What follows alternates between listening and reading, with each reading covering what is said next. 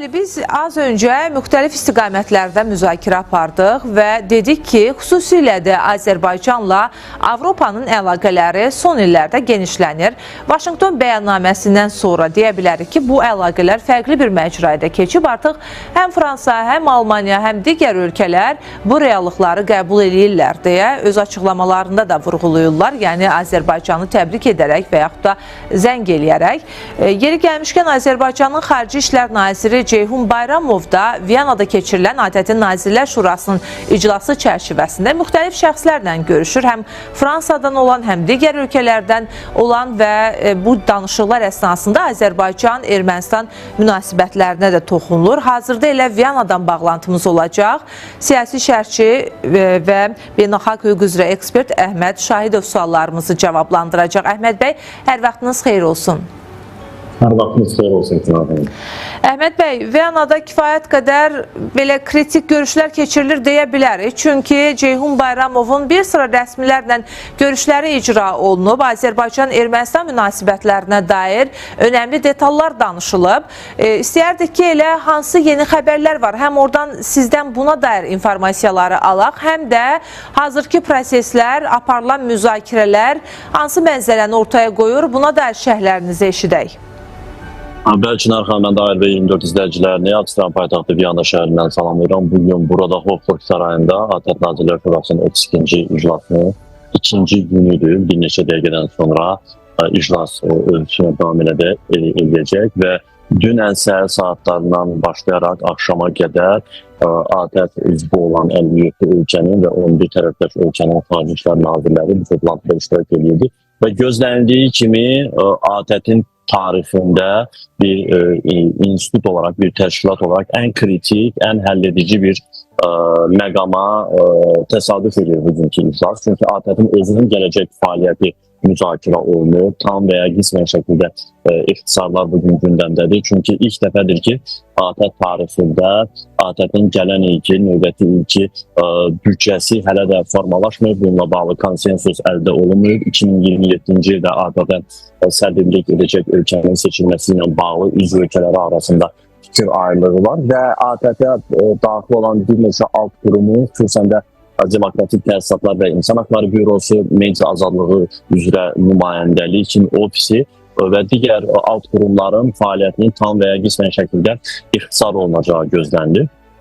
Bilirsiniz ki, 1 dekabr tarixində artıq ATƏT-in Minsk qrupu tam şəkildə ləğv edildi və həm Ermənistan və həm də Azərbaycan tərəfinin rəsmi müraciətindən sonra ATƏT rəhbərliyi belə bir qərar qəbul elədi və bugün həm də ATƏT-in Helsinki Yekun Aktının 1975-ci ildə qəbul olunan Helsinki Yekun Aktının 50-ci ilinə təsadüf etdiyindən və bu sənədin əsas təməl prinsipləri suverenlik, ərazi bütövlüyü və sərhədlərin toxunulmazlığı məsələsi olduğundan bugün ATƏT coğrafiyasında bu məsələ bir daha gündəmə gətirilir və Ukrayna-Rusiya müharibəsi hələ də ATƏT üzvü olan ölkələrin, Avropa ölkələrini ciddi şəkildə narahat etməkdədir. Bir tərəfdən düşünürlər ki, işğala məruz qalan Ukraynada, işğalçı Rusiyada hər ikisi ATƏT üzvü olan ölkələrdir və əgər ABŞ-ın təklif elədiyi 28 bəndlik sülh planı təsdiq olunarsa, bu ilk dəfədir ATƏT coğrafiyasında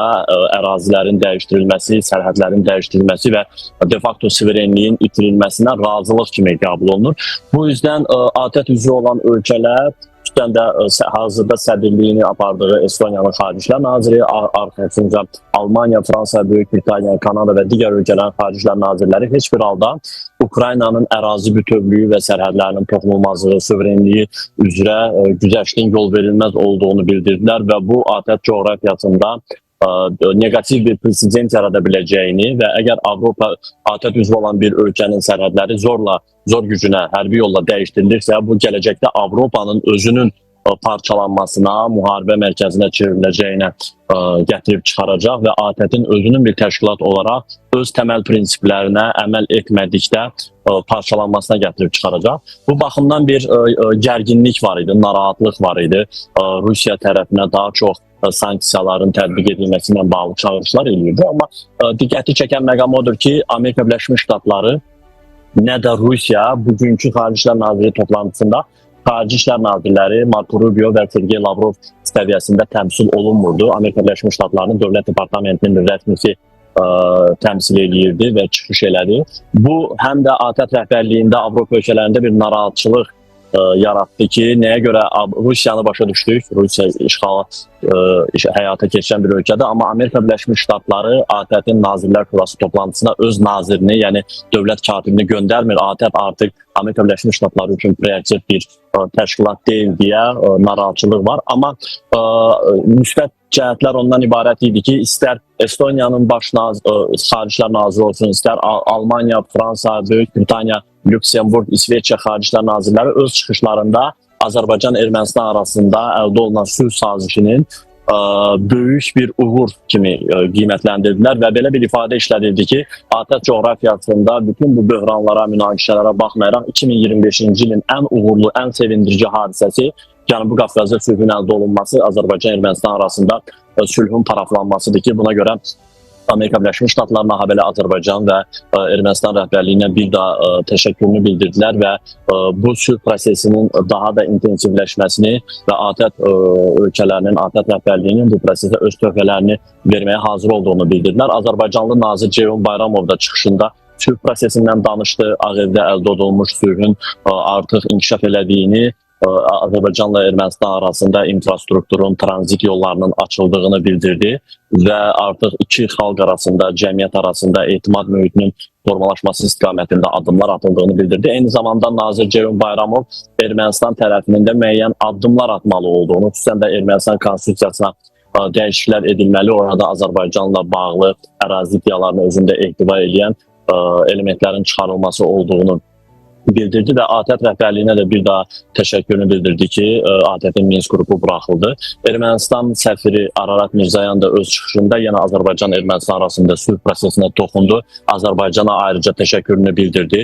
Qazaxıstan üzərindən gələn taxılın tranzit yolu vasitəsilə Azərbaycandan keçməsinə icazə verildiyinə görə və öz növbəsində bildirdi ki, Ermənistan da Türkiyə ilə sərhədlərin açılması və Naxçıvanla Azərbaycanın ana torpağını birləşdirəcək yük daşımalarına icazə verməyə hazır olduğunu bildirdi. Pozitiv məqamlar çox idi, amma ümumən əsas diqqət, yenə deyirəm, Ukrayna-Rusiya müharibəsi, Ukraynanın sülh planına verəcəyi reaksiya, ATƏT-in və xüsusən də Avropa ölkələrinin bu ABŞ tərəfindən hazırlanan sülh planında kənarda qalması, heç bir təsir imkanlarına malik olmaması və ATƏT-in öz fəaliyyətinin artıq sual altında qalması ciddi müzakirə predmetidir və bu gün də çıxışlar davam edəcək. Gün ortaya qədər Xarici İşlər Nazirlərinin çıxışları gözlənilir. Təşəkkürümüzü bildiririk. Əhməd bəy, minnətdarıq sizə ətraflı müzakirələrə dair informasiya verdiyinizə görə biz Viyanadan bağlantı yaratmışdıq. İndi isə digər